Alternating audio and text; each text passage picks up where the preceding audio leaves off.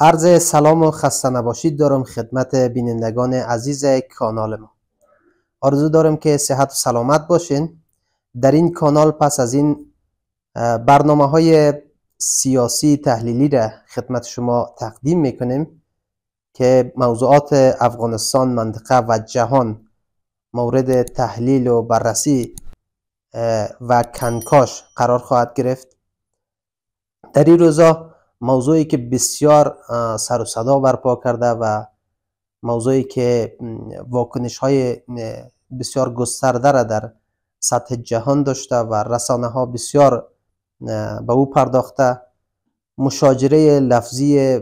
بین زلنسکی و ترامپ است که در کاخ سفید رخ داد و این یک چیز بسیار شگفت‌انگیز و جدید برای مردم دنیا بود.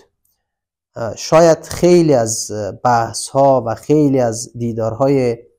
سیاستمداران با چنین رویکردها و با چنین برخوردهای همراه بوده، ولی چون پشت درهای بسته همیشه صورت گرفته، مردم و مخاطبان رسانه ها مستقیما ندیده و نشنیده و سیاستمدارا پس از این که هر بحث و تبادل نظری که داشته، هر چانه‌زنی که داشته و هر قدر مثلا مشاجره و چانه‌زنی که پیش آمده، بعد از این که پایان یافته پشت میز خطابه در کنفرانس خبری که آمدن به همدیگر لبخند زدن، دست دادن و به سوالات خبرنگاران پاسخ دادن. این یک چیز جدید بود و همگی را به نحوی شوکه کرد، به نحوی متعجب ساخت که دو رهبر با هم دعوا کردن، مشاجره لفظی داشتن و بعد از او قصر سفید را زلنسکی با عصبانیت ترک کرد. یک چیزی بسیار جالب بود. این موضوع واکنش های گسترده را در سطح جهان داشته، مخصوصا رهبران کشورهای اروپایی پس از این رویداد همگی یک صدا از زلنسکی حمایت کردند، ولی بحث های زیادی هم در رسانه ها و در بین صاحب نظرها پیش آمده که چطور مثلا زلنسکی با ترامپ مشاجره انجام داد یا مشاجره لفظی بینشان پیش آمد و چطور مثلا زلنسکی این مشاجره را ادامه داد و نخواست که کنترل کنه. بعضی ها میگن که چون زلنسکی یک کمدین بوده و در رسانه کار کرده و اهمیت مثلا نمایش بعضی موضوعات را در رسانه میدانه، نخواسته که خود کم بیاره و تلاش کرده که خود را با وقار و با صلابت نشان بده و پاسخهای ترامپ را بده. و از طرف دیگه برای ترامپ که میگه یک آدم چی است؟ یک آدم است که میخواد که همه چیز شو کنه، همه چیز به نمایش عمومی بگذاره. وقتی معاون ترامپ برای زلنسکی گفت که این خوب نیست که تو بیایی در کشور ما در مقابل رسانه ها و بجای از اینکه سپاسگزاری کنی با ما این قسم صحبت کنی، ترامپ برش گفت که نه، زیاد مهم نیست، بگذار مردم بدانن که چی به وقوع پیوسته و چی جریان داره. مردم امریکا باید همه چیز را بدانه، مردم دنیا باید بدانه که واقعیت چیست. ترامپ یک آدم است که همه چیز را میخواد که شو کنه، همه چیز را میخواد به نمایش عمومی بگذاره و از او خودش امتیاز بگیره و خود را مطرح کنه به عنوان یک قهرمان. و از سوی دیگه بحث های زیاد هم در این زمینه صورت گرفته که کی مثلا برنده ای مشاجره و ای واقعی پیش آمده بوده و کیها بازندگانش بوده. بیشتر دیدگاه هایی است که یکی از برندگان ترامپ بوده که تلاش کرده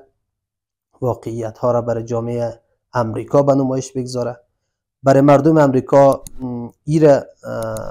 به نمایش بگذاره که دیگر برای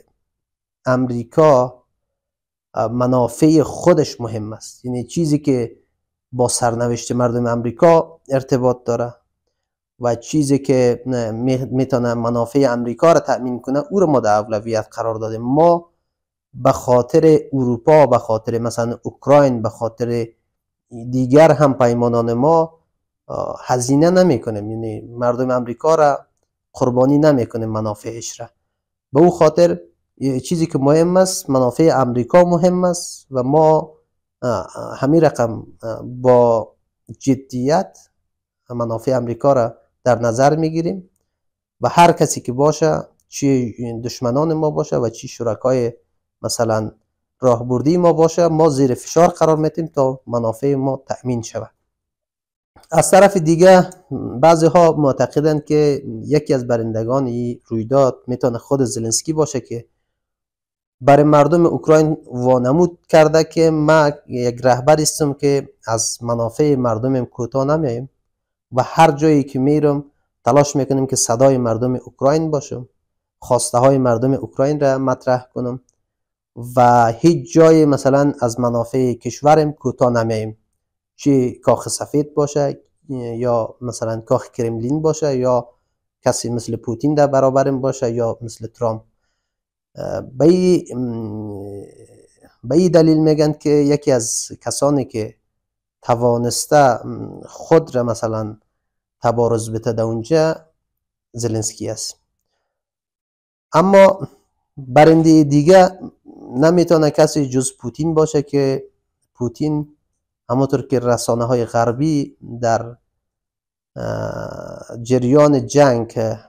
پوتین را و روسیه را به عنوان کشور منزوی و رهبر منزوی مطرح میکردن، دیگه پوتین منزوی نیست، روسیه هم منزوی نیست و توانسته که از او مراحلی که تبلیغات میشد عبور کنه و حالا به جای رسیده که یکی از بزرگترین حامیان اوکراین میایه در مقابل رهبر اوکراین می ایسته و او را سرزنش میکنه به خاطر از اینکه تو چرا طرفدار صلح نیستی، تو چرا مثلا جنگ را ادامه میدی، تو چرا میخوای هزینه کنی، چرا مثلا کشورت را ویران میکنی، چرا میخوایی که مردمت کشته شود و چرا میخوایی که ما بیشتر از این هزینه بدیم. به این دلیل میگه که یکی از کسانی که یا یکی از طرفهایی که بیشترین سود را برده و برنده این مشاجره بوده روسیه و در رأسش پوتین است. بازندگان رویداد کشورهای اروپایی است در کل، مخصوصا فرانسه، آلمان و بریتانیا، که اینها از شروع جنگ تا حال هر آنچه که داشتن هزینه کردن و تمام توانایی هایشان را به خرج دادن و تمام گزینه هایشان را در برابر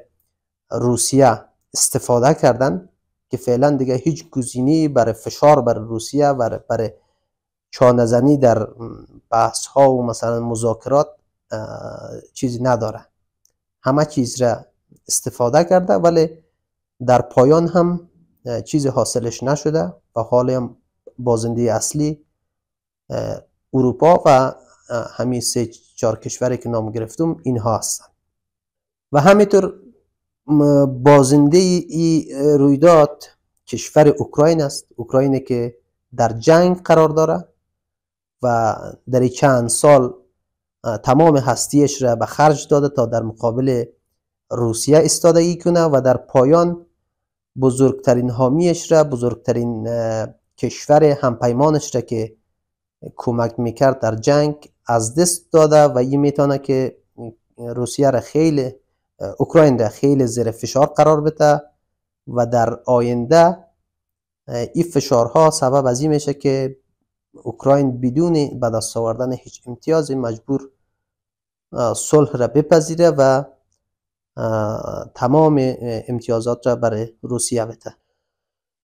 پس از این رویداد تقریبا 36 کشور یا 36 رهبر کشور اروپایی و بعضی کشورهای دیگه مثل کانادا، از رهبر اوکراین زلنسکی حمایت کردند در پیام هایی که در اکس منتشر کردند و در مصاحبه هایی که با رسانه ها داشتن، همگیشان یک صدا از زلنسکی حمایت کردند. در کنار از او کنفرانس امنیتی را در لندن برگزار کردند که در این کنفرانس کشورهای اروپایی همگیشان به یک توافق دست یافتند که 4 گزینه را میگه ما در توافق مد نظر گرفتیم که یکی حمایت از اوکراین و پیش بردن جنگ تا وقتی که جنگ ادامه داره، حمایت های مالی و نظامی و تسلیحاتی باید اوکراین شود. بعد گزینه دوم در مسئله صلح باید تلاش شود که یک صلح پایدار باشه و در تمامی جلسات صلح اوکراین باید حضور داشته باشه تا از منافعش دفاع کنه و در بدبستان در صلح باید امتیاز اگر میته امتیازی هم بگیره. گزینه سوم جلوگیری از حملات آینده که اگر صلح هم به دست بیاید روسیه دیگر در آینده تضمین های وجود داشته باشه که به اوکراین حمله نکنه. و گزینه چهارم هم موضوع ائتلاف داوطلبانه است که باید از منافع اوکراین دفاع کنه.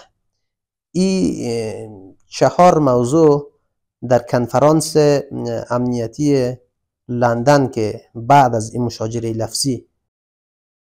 برگزار شده و توانسته که رهبرای کشورهای اروپایی به این 4 مهم دست پیدا کنه و این را در اخیر کنفرانس اعلام کنه بر رسانه ها. به نظر شما کی در این مشاجره لفظی برنده است و کی بازنده؟ دیدگاه هایتان را در کامنت با ما شریک سازید و اگر علاقمند شنیدن این گونه تحلیل ها هستین کانال ما را سابسکرایب کنید. تا برنامه بعدی، خدا نگهدار.